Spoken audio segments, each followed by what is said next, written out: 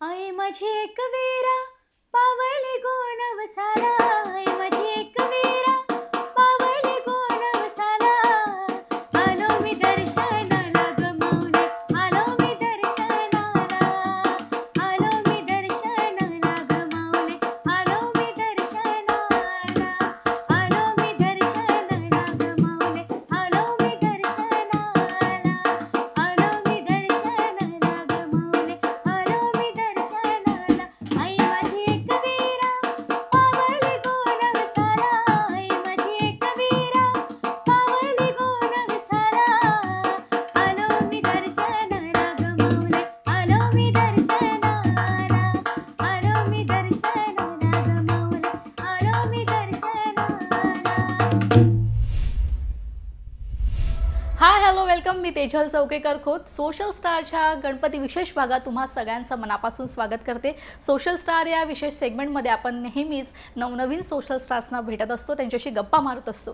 तर आज माझ्यासोबत गप्पा मारण्यासाठी आलेले आहे प्रसिद्ध यूट्यूबर, म्युझिशियन्स जॅनी ढोले आणि social star influencer Nishita More. तुम्हा दोघांचंही लोकशाही मराठीमध्ये खूप खूप स्वागत. सगळीकडे बाप्पाचं आगमन झालेलं आहे, विराजमान झालेले आहेत बाप्पा, सगळं भक्तिमय वातावरण आहे. खरं तर मला तुम्हाला विचारायचं आहे जॅनी सर की कंपोज करता आहात आणि कंपोजिंगला सुरुवात केली आहे आणि आता मराठीमध्ये गाणी कंपोज करता आणि तुम्ही स्वतः नॉन मराठी आहात, नॉन महाराष्ट्रीयन आहात आणि छान मराठी गाणी कंपोज करता. आणि मी सोशल मीडियावर पाहिले आहेत, खूप छान छान मराठी गाणी आम्ही ऐकतोय आणि ती जुनीच गाणी आहेत पण नव्याने तुमच्या कंपोजिशनमध्ये ते येत आहेत. कशी सुरुवात एकंदरीत झाली या सगळ्याला? असं झालं की मी ऐकतो, असं मराठी गाणे खूप ऐकतो, पण माझा एक वे ऑफ थिंकिंग डिफरंट आहे. मी आता हे आरती पण केली तर हे नवरात्रीचे जे बीट असतात दांड्या, त्याचं म्हणजे आरती असं रिदम अरेंज केला.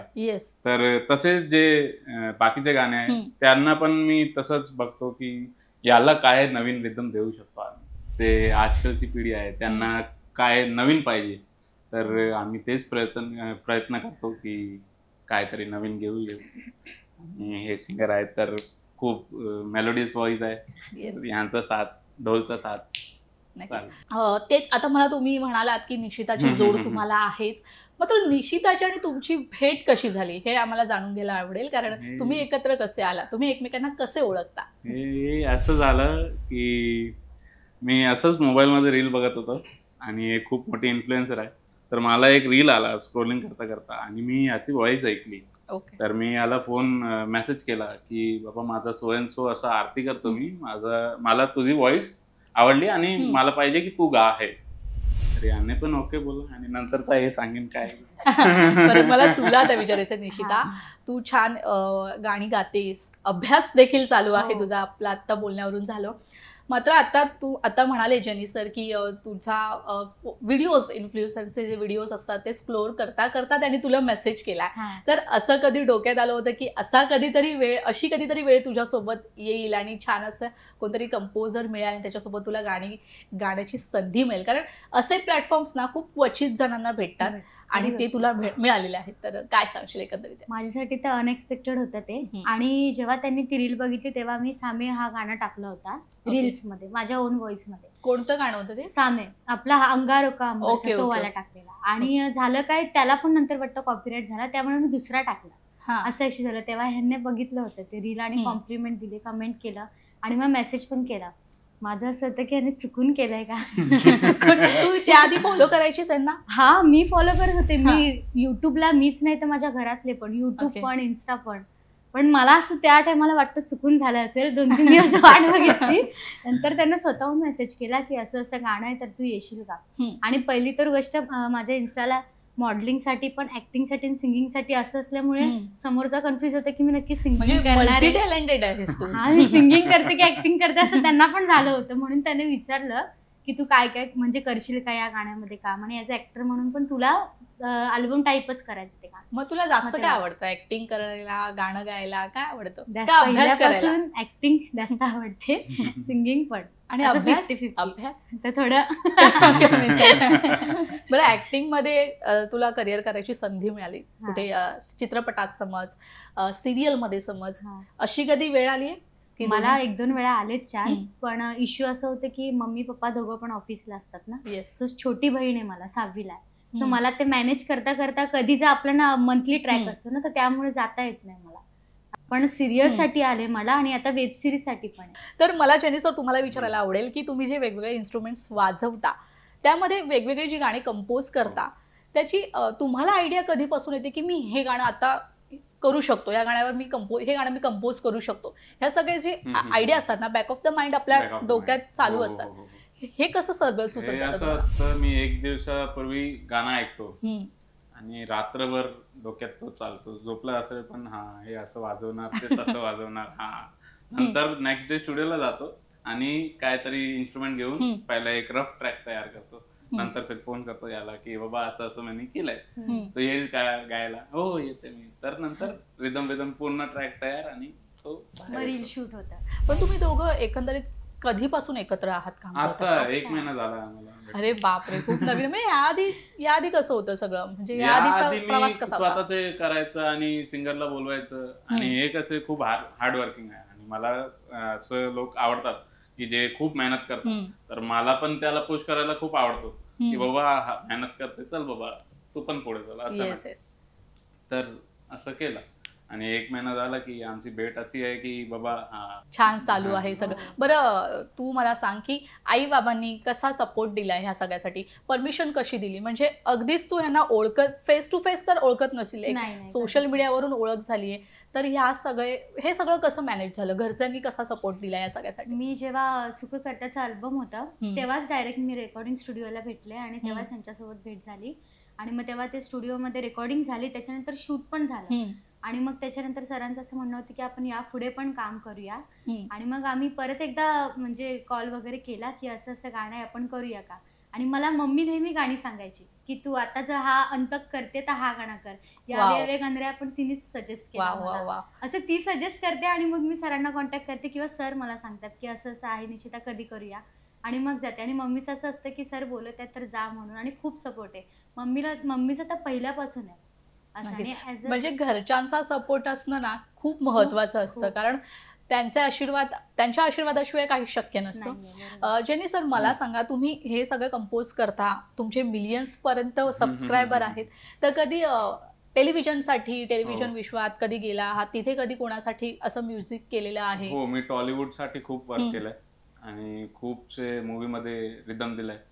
मराठी मूवी साठी रिदम दिला. कोणत्या? ठाकरे होती, आता एक नवीन पिक्चर येते महानिर्वाण, तर त्यासाठी दिलाय. तर असे बरेचसे आहे गाणे त्यासाठी. बरं मला सांगा, तुमचा फेवरेट इन्स्ट्रुमेंट कोणता आहे या सगळ्यामध्ये? तुम्हाला काय वाजवायला जास्त आवडतं? ढोल वाजवायला. बरं आरती वगैरे कधी केली असं, म्हणजे महाराष्ट्रीयन लोकांमध्ये जाऊन सुख करता दुःख करता ती आरती आता तुम्हाला आवडतं हे सगळं करायला? म्हणजे महाराष्ट्राशी जास्त कनेक्टेड आहात असं म्हणायला हरकत नाहीये. बरं निशिता, तुला कधी तुझा सूर सापडला की तू छान गाणं गाऊ शकतेस, याची प्रचिती तुला स्वतःला कधी झाली? मी 2nd स्टँडर्डला होते तेव्हा सिरियल्स लागायचे, त्याचंच आपण टायटल नेहमी अजून पण टायटल लागलं की आपण गुणगुणतो ते गाणी वगैरे. तर तेव्हा मी नॉर्मल करत होते, तर मम्मीचं असं म्हणणं होतं गा बघू काय गातेस. आणि त्या टायमाला असे आपल्याकडे स्मार्टफोन नसायचे, पण रेकॉर्डिंगचा एक ऍप असायचा, तर मम्मी रेकॉर्ड करायची. आणि मग स्कूलमध्ये डायरेक्ट अॅन्युअल डेला वगैरे मग ते लोक द्यायचे, ॲज अ सिंगरसाठी बोलवतात मला. अॅन्युअल डेला आपण गातो ना वेलकम सॉन्ग, तिथून माझी सुरुवात झाली. मग मम्मी म्हणाली की मी ठाण्यातच राहते तर तिथे क्लासेस आहेत सिंगिंगचे, तर तिकडे तू जा. आणि मी 3 इयर्स क्लासिकल केले आणि त्याच्यानंतर थोडा गॅप झाला आणि त्याच्यानंतर आता शोज वगैरे सगळं करते. जेनी सर, आता मी जेव्हापासून इंटरव्ह्यू चालू केला तेव्हापासून मी म्हणजे तिच्या फॅमिली बद्दल विचारते, ती तिच्या फॅमिलीचा बॅकग्राऊंड सांगते की तिची आई किती तिला सपोर्ट करते. तर मला तुम्हाला विचारायला आवडेल की तुमच्या घरचे तुम्हाला कसं सपोर्ट करतात? कारण एखादा मुलगा म्हटलं की कशी ती जबाबदारी असते की नाही तू जॉब करून पैसे कमव आणि सेटल हो, ह्या सगळ्या गोष्टीकडे फॅमिलीचा थोडा नाही. माझ्यासाठी असं होतं की मी 10वीला होतो आणि मला कॉलेज नाही जायचं होतं, कारण की मला हे भेटलं होतं आणि पैसे पण आले होते. तर मी घरात सांगितलं मम्मी पप्पाला की बाबा बघा, मी कॉलेज जाईन, पढाई नाही करणार, असं आहे माझा. तर बोलले ओके पण ह्या करायचं तर याचं म्हणजे मास्टर व्हायचं. मला हो चालेल, करेल, मी खूप प्रयत्न करेल आणि खूप हार्डवर्क केला, स्ट्रगल केला आणि आज आहे त्यांचा आशीर्वाद आहे की आता तुमचे एवढे सबस्क्रायबर वगैरे पाहिल्यानंतर काय म्हणतात घरच्यांसाठी? प्राऊड फिलिंग आहे त्याला. प्राऊड फिलिंग हो, खूप प्राऊड फिलिंग आहे. तुमची घरच्यांसाठी काय स्वप्न आहेत? स्वतःसाठी तर खूप असतात, पण घरच्यांसाठी काय स्वप्न आहेत? फक्त त्यांना खुश बघायचं बस. तर कार्यक्रम सुरू होण्याच्या आधी मी तुमच्या दोघांचं बॉन्डिंग पाहिलं की तुमचं कसं बॉन्ड आहे. आणि मला एक विचारायचं या मुद्द्यावर की ज्यावेळेस तुम्ही दोघे एकत्र असता, म्हणजे तुम्ही म्युझिक देता, ते गाणं गाते, तर तुमच्या दोघांचं कोऑर्डिनेशन कसं असतं? तुम्ही दोघं एकमेकांना कसं टीच करता की नाही असं गायला पाहिजे, असं केलं पाहिजे, हे कसं बॉन्डिंग होतं? ऍक्च्युअली बोलायला लागतच नाही. जे माझ्या डोक्यात आहे ते त्याच्या डोक्यात आहे असं. हा, ते होऊनच जातं ऍट द एंड, ते क्रिएट होतात. पण ती मस्ती मजा सगळी चालू असेल ना, म्हणजे फक्त गाणं एक गाणं असंच नाही. काम साठी काम बाबा, काम आहे ना, पहिलं हे काम कम्प्लीट करू, नंतर बाकी जे काय आहे करायचं. अच्छा, म्हणजे गुरु शिष्याचं असं तुमचं बॉन्डिंग आहे असं म्हणायला हरकत नाही. आतापर्यंत मी तुमची गाणी ऐकलीच आहे, तुम्ही छान लाईव्ह आम्हाला ऐकवलं, मस्त वाटलं. परत पुन्हा एकदा मला तुम्हाला एक त्रास द्यायचा आहे. एक छान तुम्ही कंपोज केलेलं गाणं, तुम्ही लिहिलेलं, तुम्ही छान कंपोज केलेलं गाणं आणि तिने गायलंय, ओके, गाणार आहे किंवा गाईल, असं छान असं गाणं आम्हाला एक माझं एकविराईचं गाणं आहे, आलो मी दर्शनाला, तो मेल व्हर्जन मध्ये आहे. आता नवरात्री येणार तर मी याला सांगितलंय की माझा तो सॉन्ग तो मला फिमेल व्हर्जन मध्ये पाहिजे, तर आता प्रयत्न करतोय. प्लीज. हो हो नक्की. आई माझी एक वीरा पावली गोण वसाला, आई माझी एक वीरा पावली गोण वसाला, आलो मी दर्शनाला ग माऊली, आलो मी दर्शनाला, आलो मी दर्शनाला ग माऊली, आलो मी दर्शनाला, आलो मी दर्शनाला ग माऊली, आलो मी दर्शनाला, आलो मी दर्शनाला ग माऊली, आलो मी दर्शनाला. आई माझी एक वीरा पावली गोण वसाला, आई माझी एक वीरा पावली गोण वसाला, आलो मी दर्शनाला ग माऊली, आलो मी दर्शनाला, आलो मी दर्शनाला ग माऊली, आलो मी दर्शनाला. वा, म्हणजे तुमची सगळीच गाणी अशी एनर्जेटिक आहेत ना, की खरंच नाचावं असं वाटतं, डोलावं असं वाटतं. गाणं कंपोज करता, या सगळ्या गोष्टी आम्ही पाहिल्या, पण तुमचे जे सबस्क्रायबर आहेत, जे प्रेक्षक आहेत, त्यांना हे जाणून घ्यायचं असतं की गाण्याबरोबर तुम्हाला नक्की अजून कशाची आवड आहे का फक्त गाणं एक गाणं? मला मूवी बघायला खूप आवडतो आणि मला असं पहाड त्या साईडला जायचं खूप आवड आहे आणि फिरण्यासाठी. हो, फिरण्यासाठी पहाडला जाऊ, एकविराला जाऊ, जीवदानी, कोणते पण टेम्पल आहे, डिव्होशनल प्लेस आहे, त्यामध्ये जायला मला खूप आवडतो. आणि जिथे पण गेला तिथे काही ना काही लिहितो आणि असं कंपोज करतो. बरं, हे कंपोज वगैरे गाणं करतं, हे सगळं कसं बॅक स्टेजला असतं, म्हणजे गाणं, ढोल वाजवणं, हे सगळ्या गोष्टी बॅक स्टेजच्या आहे. आता सोशल मीडियामुळे ना एक छान प्लॅटफॉर्म मिळालेला आहे की बॅक स्टेज वाल्यांना देखील समोर येण्याचं, त्यामुळे प्रेक्षक वर्ग तुम्हाला देखील ओळखतात. सोशल मीडियाचा जो तुम्ही वापर करताय त्याबद्दल काय सांग? ऍक्च्युली मी याला माहिती पण नाही होतं की युट्यूब काय असते, आणि माझे काहीतरी एक व्हिडिओ होता, तो व्हायरल झाला, मला माहित पण नाही होतं, तो व्हायरल झाला, लोक मला ओळखायला लागले, काय अरे भाई तू वो यूट्यूब पे है, वैसा है. सो मी सांगितलं हो मी तोच आहे. तर माझे 4 ते 5 वर्ष झाले, त्यानंतर मला माहित पडलं की माझे 1 लाख सबस्क्रायबर झाले. मला माहीतच नाही होतं युट्यूब काय आहे काय नाही, आणि मी असंच डेली एक टाकायचं असं होतं. तर हे आता सवय लागली की आता नाही टाकलं तर असं झालंय की जेवण नाही केला असं आहे. दिवसातून किती रील्स? एक व्हिडिओ. बरं, आता तुम्ही म्हणालात की युट्यूबमुळे तुम्हाला ओळख मिळाली आहे, सोशल मीडियामुळे ओळख मिळाली आहे, तर असा काही फॅन मुवमेंट, असा काही फॅन किस्सा आहे तो नेहमीच लक्षात राहील की हा फॅन मला असं बोलून गेला आणि हे माझ्या जिव्हारी लागले, म्हणजे मला नेहमी माझ्या मेमोरेबल म्हणून हे माझं राहील? असं एक नाही, आता प्रत्येक आहे, तरी सुद्धा जो प्रेक्षकांसोबत शेअर करायला आवडेल. एक लहान पोरगा होता, इतकं लहान पोरगा, तो मम्मीला असं खिचून आला, मम्मी चल तो जेनी डोली तिकडे उभा आहे, मला फोटो घ्यायचे. तो खूप लहान होता, I think so 4 to 5 years. तो आला असं एकदम असं खिचून, तो मला याद आहे, तो मम्मीला असं चल मला फोटो काढायचं असं, तो ते मला आठवण आहे अजून पण.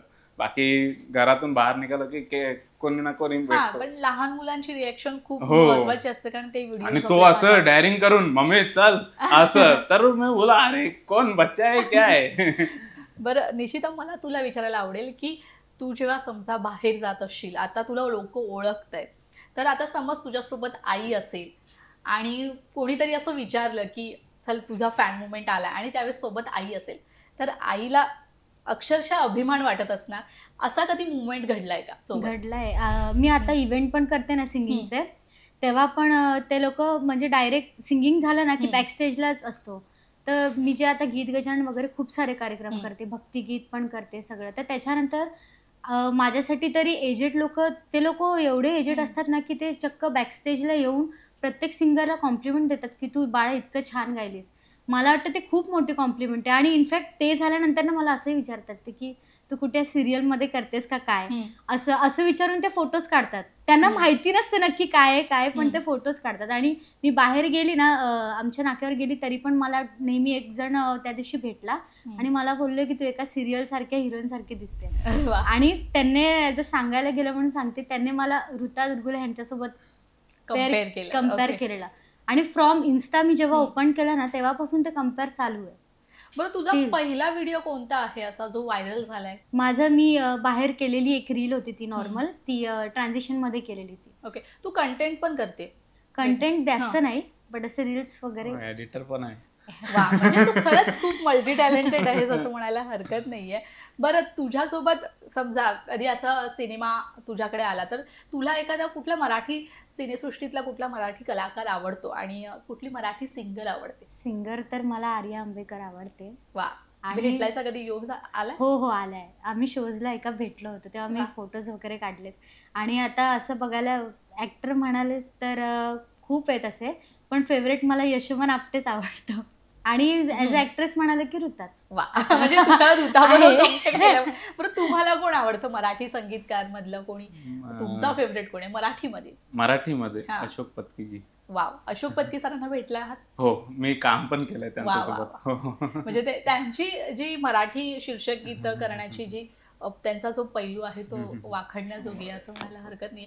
बरं, मला सांगा की आता मराठीमध्ये समजा काही करण्याची संधी मिळाली तर कसं कसं काम कराल? काय, कोणासोबत काम करायची इच्छा आहे तुमची? याच्यासोबत मराठी कलाकारांमध्ये जर समजा कोणाबरोबर काम करायची इच्छा असेल? मराठी कलाकारांमध्ये मी आदर्श बरोबर काम केलंय. आदर्श? हो. ओके. सुरेशजीला घेऊन, एक सुरेश वाडकरजी, त्यांना घेऊन एक गाणं करायचं, मला भजन करायचंय. बघू. कारण आता युट्यूब, इंस्टाग्राम ह्या सगळ्या गोष्टी झाल्या, आता चित्रपट पर्यंत पोहोचण्याचा टप्पा खूपच जवळ आहे आलाय असं म्हणायला हरकत नाही.